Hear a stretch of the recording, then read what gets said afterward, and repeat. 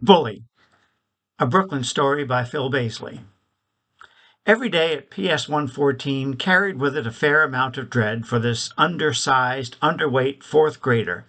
But a certain day in the late winter of 1962 raised my terror to previously unimagined heights. It started with an innocuous bulletin board posting a week or so earlier. Wiffle Ball League. Sign up here.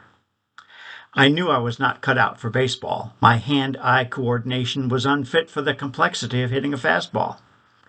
The delicate, stubby fingers I inherited from my mother didn't help me at all in the field. Softball wasn't a better option. By whose definition was soft applicable to those balls? Still, I had aspirations of being like the other guys, so I wanted to be a ball player of some sort. Wiffle would do, right? I signed the sheet, took home the permission slip for Mom to sign, relieving the Board of Education of responsibility in the event of my death, and waited for the league meeting to take place. The teacher in charge came to the meeting with team rosters already decided. Atop each was the name of an older student who would be their captain. My name, beginning with a B, set directly beneath that of my new captain, Fuzzy Porcaro. I wanted to run home to Mom's lap. I almost puked.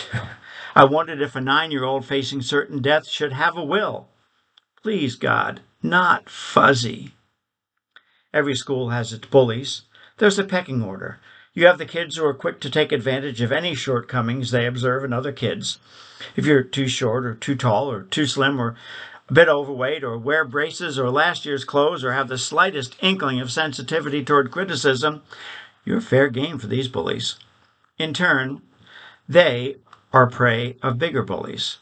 But even those bullies have their ultimate bully.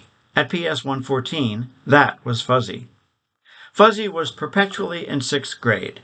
Rumor had it he was in his 20s. I suspect he was maybe 13, having been held back a grade or two. He certainly was big enough to have been a teenager. Fuzzy never smiled. His coal black eyes could penetrate steel, and he was rumored to have put dozens of kids in the hospital. Of course, no one knew who those kids were. We did, however, know that life was a lot easier when Fuzzy wasn't around. For the duration of that wiffle ball season, or until he chose to terminate me, I would be Fuzzy's teammate. Wiffle ball games were played in one part of the school's basement. A masking tape outline of home plate was near the kitchen. The bases intermingled with the pillars that supported the superstructure of PS 114. The far wall of the dining area formed the outfield fence except for the hallway leading to the music classroom. That hallway was the only place a guaranteed home run was possible. Once a well-struck wiffle ball reached that point, nothing remained to stop its progress. Now that I'd been assigned to Fuzzy's team, the pressure to perform under penalty of death overwhelmed me and took away any chance I might have had of being a successful ball player. On the bright side, my team was amazing. Fuzzy was a thoroughly capable leader. He drew up each game's lineup according to our batting ability. I secured the bottom of the lineup card, and never once did I disappoint. No hits were expected, and none were achieved. Fuzzy also positioned us defensively according to our ability, himself being the pitcher and everyone holding down the position that best suited their catching and throwing skills. Each game found me in the one spot where I could do the least amount of harm, guarding the hallway in deep left field.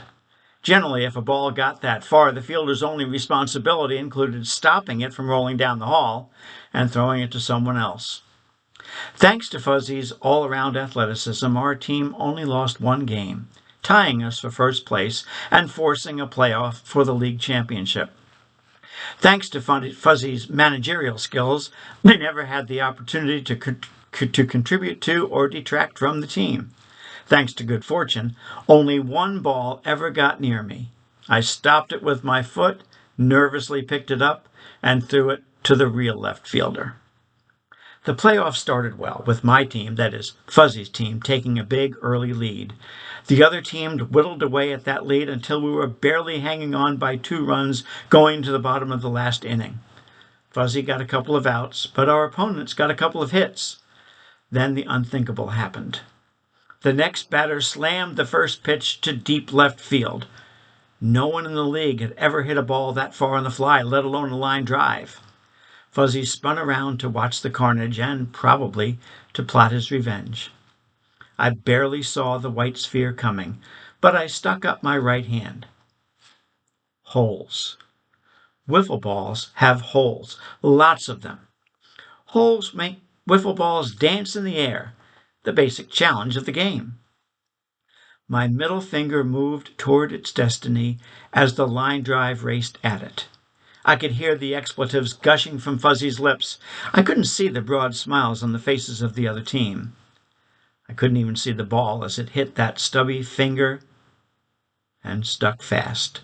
Finger firmly embedded in a hole. Game over. Fuzzy's team wins by 2. League Championships 1962.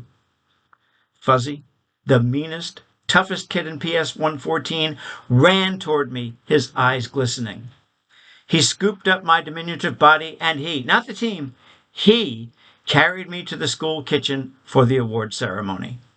That would have been great enough, but then he did more. As we walked out of PS 114 into the late afternoon sun, he said, "Do you need a ride home?" "I can walk." "The hell you will," Fuzzy answered. He set me on the handlebars of his big black Schwinn and rode me home like I was the hero in my own parade. From then on, Fuzzy and I were, no, not friends, but acquaintances, no longer predator and prey. My Fuzzy parade changed my life. No one messed with me anymore, just in case Fuzzy was watching. Later that year, Fuzzy finally passed 6th grade and presumably went on to junior high. I never saw him again.